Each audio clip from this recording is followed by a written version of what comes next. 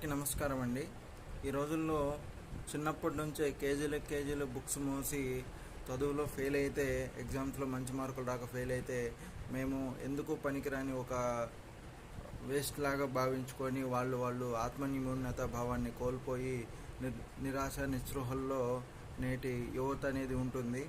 కొన్ని దేశాల్లో అలా కాదండి.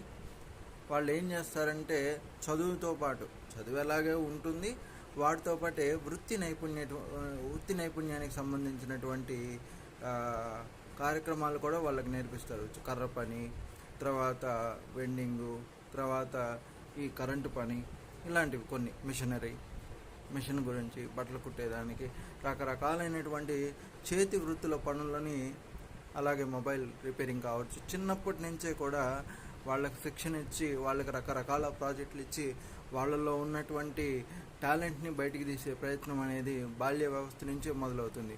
ఒకవైపు సగం రోజు చదువుకుంటారు, మిగతా సగం రోజు ఇలాంటి వృత్తి నైపుణ్య శిక్షణలో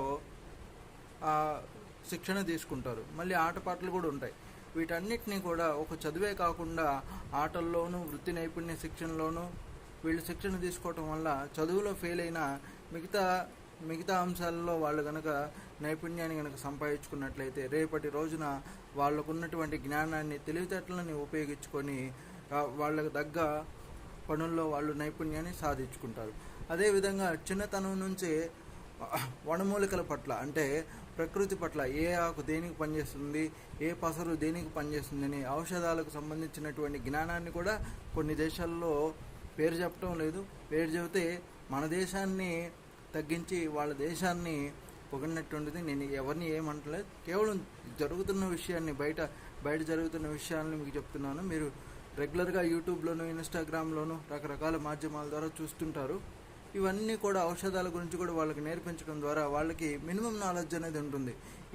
ఏ ఆకు తింటే ఎలా ఉంటుంది, ఏ పసరు దేనికి పనికి వస్తుందని నాలెడ్జ్ని కూడా నేర్పించడం వల్ల వాళ్ళు ఎంతకాలం అయితే ఉంటారో తిండికి, బట్టకి, ఆరోగ్యానికి లోటు లేకుండా యువత సమాజాన్ని ఏర్పాటు చేయటంలో వాళ్ళు తీసుకున్నటువంటి, ఆ ప్రభుత్వాలు తీసుకున్నటువంటి నిర్ణయాల ద్వారా ఆ దేశాలు కూడా అభివృద్ధి చెందుతున్నాయి.